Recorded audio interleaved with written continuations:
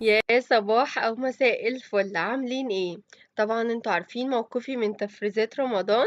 انا عموما بحب التفريزات بس ملهاش علاقة بموسم معين. موسم مين؟ موسم معين.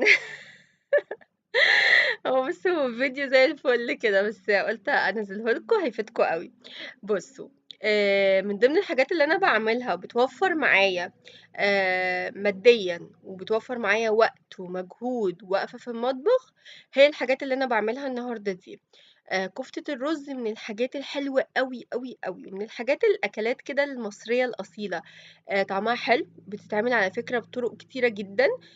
وكل طريقة مختلفة وليها طعم مميز. إن شاء الله هعمل معاكم كذا طريقة. في بتتعمل بالصلصة وفي كذا طريقة تانية إن شاء الله هعملهم معاكم. فعلا مميزة جدا، أنا شخصيا بحبها والأطفال بيحبوها. فدي من الحاجات اللي أنا بحب تكون عندي في البيت. أنا بعمل إيه؟ باعمل مثلًا كيلو لحمة،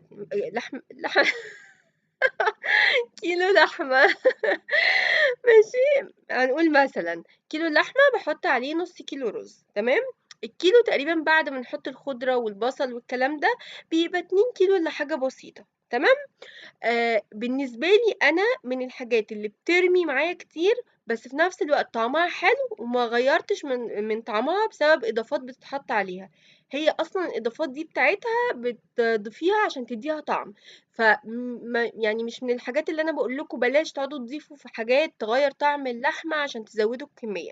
هي أصلًا already بيتضاف عليها حاجات، فده طعمها الأصلي، وبترمي معانا حلو.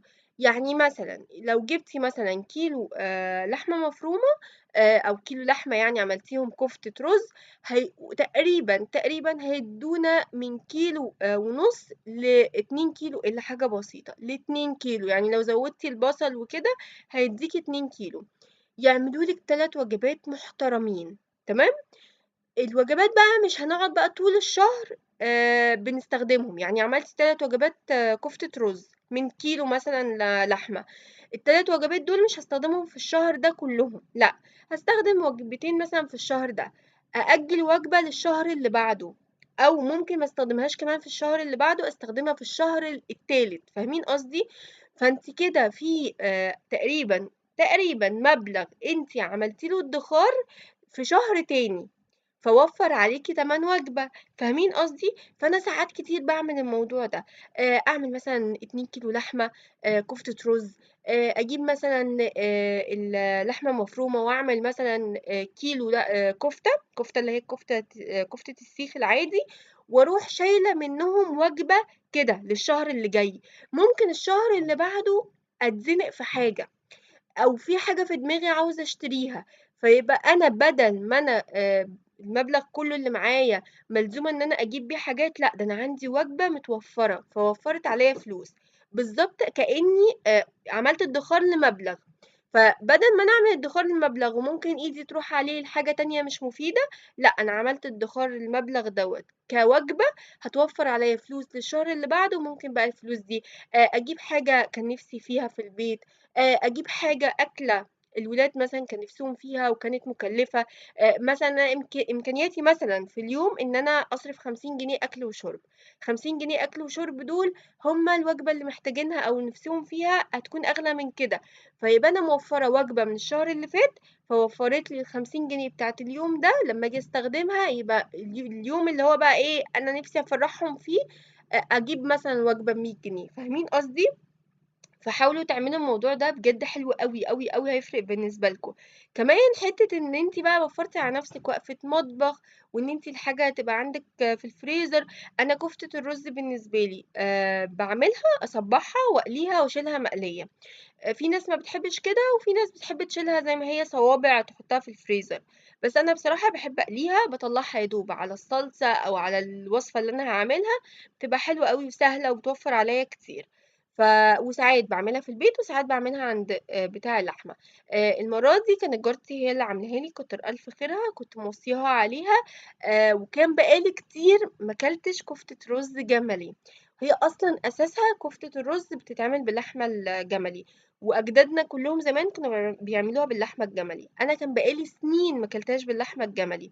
فهي كانت رايحة تعمل فوصيتها كتر خيرها عملت لي معاها، لإن في الشيخ زايد يعتبر ما فيش حد بيبقى عنده لحمة جملي او بيعمل كفتة رز باللحمة الجملي او كده.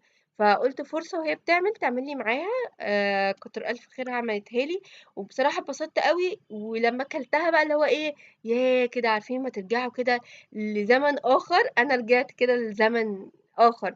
كانت تيتا الله يرحمها كانت يوم كفتة الرز ده يوم، طبعا كانت بتعمل بقى كميات يعني، فكانت تعمل كمية وتقعد بقى تصبع كتير كتير كتير، وكانت تدينا احنا كأحفاد، كانت تدينا بقى ايه كل واحد حتة كده يعمل كور. طبعا ما كناش بنعرف نعمل الصوابع مظبوطة، فكانت تقول لنا ايه انتوا اعملوا كور، ولما تتقلي انتوا هتاكلوها، طبعا ايه عشان هي قرفانة. فكانت ايه بعد ما تخلص بقى خالص وتقلي كل الكمية، كانت تخلينا بقى ايه تاخد اللي احنا عملناه، تروح قلياه وتأكلهن. يلا بقى انتوا كله اللي انتوا عملتوه بقى حلو، عملتوه وحش، ايديكوا كان فيها ايه من ماليش دعوة. فكنا نعمل كور، وكنا ونقعد بقى مستنيينها، لو احنا مستنيين كل الكمية لما تقليها عشان ناكل في الاخر اللي احنا عملناه. فكنا بنتعذب بصراحة، بس ايام وذكريات والله. وانا برضو جيت كده اخر حتة عملتهم كام كورة كده وقليتهم واديتهم لكارما. طبعا يعني كفتة الرز دي يعني علمت الناس كلها السرقة، اكتر حاجة بنحب ناكلها كده ونلقطها وناخدها من ورا اهالينا. لا يعني حاجات عارفين كده، سبحان الله وانا بتكلم معاكم كده برجع ذكريات زمان، حاجات يعني فعلا بتفرحنا يعني، والله العظيم انا بحكي لكم وانا بضحك. ف الحمد لله، ربنا يجعل ايامنا كلها حلوه يا رب. المهم بقى ايه، تيتا لما كانت بتعمل كفته الرز كانت بتعمل كميه كبيره، وكانت بقى تقعد توزع بقى لاولادها ومش عارفه ايه وكده. كانت بتعملها باللحمه الجملي، ما كانش فيه اللحمه اللي هي الكندوز او البيتلو او الكلام ده، بلحمه جملي. وطعمها بيبقى مختلف بصراحه، طعمها احلى بكتير بكتير طبعا. اللي باللحمه الكندوز مش وحشه، بس اكيد مش زي اصل الحاجه. فجربوا موضوع كفتة الرز ده بجد من الحاجات الموفرة جدا، واعملوا الحركة اللي انا قلت لكم عليها دي، هتحسوا كده عارفين ايه ده، الله في عندنا اكل من غير ما ندفع فيه فلوس. هو ده نفس الاحساس يعني. في ناس كمان بيعملوها بالفراخ، انا جربتها مرة بالفراخ كانت حلوة ولذيذة، بس مش حلوة في الصلصة. يعني ان انتوا تعملوها كتسبيكة وتنزلوها في الصلصة وكده، طعمها ما عجبنيش. بس بطرق تانية طلعت لذيذة. فتقدروا برضو تجربوها بالفراخ، هتبقى برضو حلوة. طبعا هي الفراخ دلوقتي مش موفرة تقريبا، بقى زيها زي اللحمة، بس نوعا ما يعني هي لذيذة. طبعا بقى قليت الكمية عندي كلها، وقلت بقى هشيلها بقى عندي ايه في الفريزر كده، استخدمها براحتي. طبعا مش هعمل الكمية كلها في نفس الشهر، لا لا لا خالص، انا بحب التنوع يعني. دي انا عاملاها تقريبا من شهر 2 او لا شهر 1، اخر شهر 1 تقريبا حاجة كده يعني. الشهر اللي فات انا عملت منها مرة، والشهر دوت تقريبا ممكن اعمل منها عليه يعني اعملها مرة ممكن على رمضان ولا حاجة. انا بحب التنوع، ما بحبش مثلا عملت كفتة رز طول الشهر بناكل كفتة رز، لا. عملت كفتة رز فانا عندي في الفريزر شايلاها وقت زنقة، في ضيف جه مش عارفة ايه الحاجات دي. وفي آليتها ما هي ما بتاخدش وقت ولا مجهود، انت مجرد ما بتنزليها بتحمر بتطلعيها تنزلي غيرها يعني، ومش بتشرب زيت، مش من الحاجات اللي هي بتشرب زيت. بالنسبة لما بعملها في البيت انا بعملها طبعا بدقيق الرز، بجيبه من هايبر. طبعا بتبقى تكلفتها اعلى بكتير ان احنا نعملها عند بتاع اللحمة، لان الرز الدقيق بيكون اغلى كتير من الرز الطبيعي. طبعا دلوقتي احنا عارفين اسعار الرز، فهتكون تكلفتها اعلى. فشوفي جنبك يكون بتاع لحمه بيعمل كفته الرز وانزلي اعمليها. خلصت بقى عندي الكميه وسبتها هديت خالص. وبعد ما هديت قلت بقى ايه اشيلها. بصوا كنت انا عامله الطماطم دي قبلها بيوم تمام، فسبتها عشان بحب الطماطم لما اعملها سيبها تهدى خالص، بتتسبك اكتر، بحيث ان هي بتتقل اكتر عن ان انا بعد ما تستوي وهي سخنه اضربها واروح مشيلها في اكياس، لا. لما بتسيبوها تهدى خالص كميه الميه برضو اللي فيها بتتبخر، فبتطلع متسبكه اكتر ولونها كمان احمر اكتر. فقلت بقى ايه اضربها واصفيها واشيلها. من الحاجات المنقذة الموفرة، انا عاوزة اقول لكم بقالي سنين السنين ما بشتريش الصلصة اللي هي المعلبات دي ولا اي حاجة. يعني افتكر اخر مرة مثلا جبت برطمان صلصة من إيه، لأ بقى لي كتير أوي، أوي، مش هيقل عن 8 سنين، 9 سنين. وكنت باجيبه عشان بس يعني أدّي لون للحاجة، يعني مثلًا باعمل صلصة زي كده واخد منه معلقة ازود بيها عشان تدي الحاجة لون. وبعد كده خلاص عرفت السر ايه، وما بقتش ان انا استخدمها اصلا خالص، ولا لون ولا غير لون. السر بقى ايه؟ السر في حاجة واحدة: شوية بابريكا حلوين كده زي الفل، وشوية سكر بس. السكر بيخلي بيكسر اولا الحموضية بتاعة الطماطم. تاني حاجة بيخلي الطماطم تعقد. عارفين لما نحط السكر على المربى فبتقعد، نفس الكلام. السكر بيخليها بيقولوا عليها ايه، تعسول كده، اللي هي بتبقى قوامها تقيل. بالرغم ان احنا حاطين تقريبا، مثلا انا بحط على الكيلو معلقة، فكيلو الطماطم معلقة. فلما باجي احط مثلا اللي هي معلقة بتاعت الشاي، مش معلقة كبيرة، لما اجي بعمل مثلا 5 كيلو بحط عليهم مثلا معلقتين ونص كبار. فالمعلقتين ونص دول بيفرقوا في القوام واللون، بيخلوها تتقل كده ويبقى لونها غامق. والبابريكا بتديها لون حلو قوي وطعم حلو. لو عندك بابريكا مدخنة ما تستخدمهاش، عشان ما تغيرش طعمها لما تيجي تستخدميها في الطبيخ، يبقى لونها طعمها متغير. أنا باحط البابريكا العادية. إيه تاني؟ جرّبت البنجر قبل كده.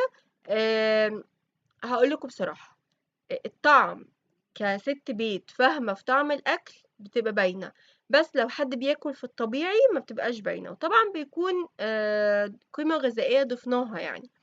ابتديت بقى إن أنا أعمل الكفتة، أكيّسها. بعد ما هديت خالص كيّستها، عملت لي تقريبًا كام كيس، 3 أكياس حلوين كبار يعني مليانين وجبة. يعني ممكن أصلًا الوجبة دي ما نخلّصهاش، ممكن يفضل منها باقي طبق مثلًا لتاني يوم، لإن الكمية دي بتنفش لمّا بتنزل في الصلصة، بتنفش، فممكن يتبقى معايا لتاني يوم كمان يعني.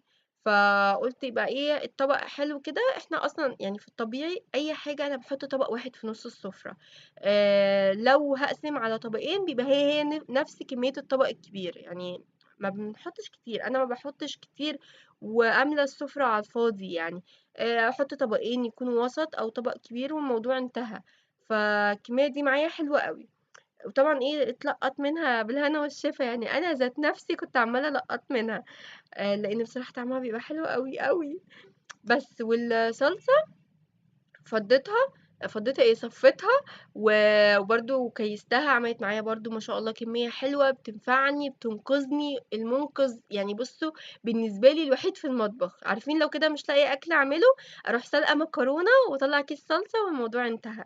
فهي من الحاجات الحلوة أوي. وخلّوا بالكم في رمضان الصلصة هتغلى والليمون كمان هيغلى، لإن الفترة الجاية ده الموسم بتاع الطلب على الليمون. فالحقوا بقى اشتروا ليمون واعملوا طماطم صلصة. وكل سنة وأنتم طيبين. حبيت إن أنا أوريكم حاجات كده إيه في السريع، بس حاجات بتفرق جدًا، كان في التفريزات عمومًا طول السنة، وهتفرق معاكم في رمضان. كل سنة وأنتم طيبين. متنسوش بقى تعملوا لايك وشير وسبسكرايب للقناة، وباي باي.